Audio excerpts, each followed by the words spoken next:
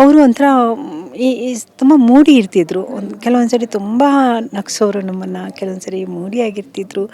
But acting ವಿಷಯದಲ್ಲಿ ಹೇಳಬೇಕು ಅಂದರೆ ಅವರು ನಿಜವಾಗ್ಲೂ ಆ್ಯಕ್ಟಿಂಗ್ ಬರದೇ ಇರೋರು ಅವ್ರ ಮುಂದೆ ನಿಂತ್ಕೊಂಡು ಆ್ಯಕ್ಟ್ ಮಾಡಿದ್ರೆ ಅವ್ರಿಗೆ ತನಗೆ ತಾನೇ ಆ್ಯಕ್ಟಿಂಗ್ ಬಂದುಬಿಡುತ್ತೆ. ಆ ರೀತಿ ಅವರು ಅಷ್ಟು ಆ್ಯಕ್ಟಿಂಗಲ್ಲಿ ಇನ್ವಾಲ್ವ್ ಆಗಿ ಆ್ಯಕ್ಟ್ ಮಾಡ್ತಾಯಿದ್ರು.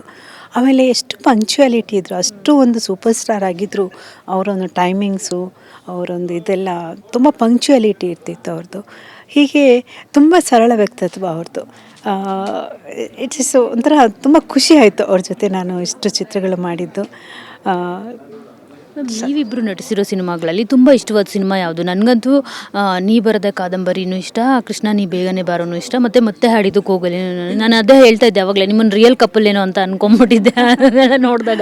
ಅವಾಗ ಚಿಕ್ಕ ಮಕ್ಕಳಲ್ಲಿ ಅದೇ ಥರ ಅಂದ್ಕೊಳ್ತಾ ಇರ್ತೀವಿ ನಾವು, ಯಾರಾದರೂ ಇಷ್ಟ ಆದರೆ ಮೇ ಬಿ ಅವರು ರಿಯಲ್ ಕಪಲ್ಸೇ. ನಮಗೂ ಗೊತ್ತಿರಲಿಲ್ಲ ಸಿನಿಮಾ ಅಂದರೆ ಈ ಥರ ಇರುತ್ತೆ ಅಂತ ಹೇಳ್ಬಿಟ್ಟು, ಸೊ ಹಾಗೆಲ್ಲ ಅನ್ಕೋತಾ ಇದ್ದೆ. ನಿಜವಾಗ್ಲೂ ನಾನು ಆವಾಗ ತುಂಬ ಬ್ಯುಸಿ ಇದ್ದೆ. ನಾನು ಒಂದು 10 ವರ್ಷ ನಾನು ನಂಬರ್ 1 ಆಗಿ ನಟಿಸಿದ್ದೆ ಆವಾಗ. ನನಗೆ ಗೊತ್ತೇ ಆಗ್ತಿರ್ಲಿಲ್ಲ.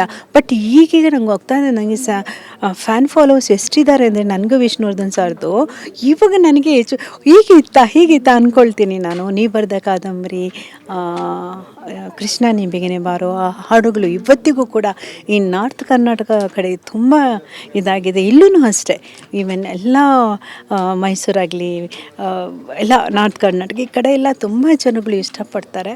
Really it is A very good. ಎಲ್ಲ ಚಿತ್ರಗಳು ಅಷ್ಟೇ ತುಂಬ ಚೆನ್ನಾಗಿದೆ, ಒಳ್ಳೊಳ್ಳೆ ಹಾಡುಗಳು. ನಿಜವಾಗ್ಲೂ ಐ ಆಮ್ ಸೋ ಲಕ್ಕಿ. ಆ ಥರ ಎಲ್ಲ ಒಂದು ನಮಗೆ ಕೊಟ್ಟಂಥ ಒಂದು ಏನಂತಾರೆ, ಒಳ್ಳೊಳ್ಳೆ ಚಿತ್ರಗಳು ಬಂತು, ಒಳ್ಳೊಳ್ಳೆ ಕಾದಂಬರಿ ಆಧಾರಿತ ಚಿತ್ರಗಳು ಬಂತು, ಒಳ್ಳೆ ನಟರ ಜೊತೆ, ಒಳ್ಳೆ ಡೈರೆಕ್ಟ್ರ್ ಜೊತೆ ಈ ಥರ ಬಹಳಷ್ಟು ಎಲ್ಲರ ಜೊತೆ ಮಾಡಿದ್ದು ನನಗೆ ತುಂಬ ಖುಷಿ ಕೊಟ್ಟಿದೆ.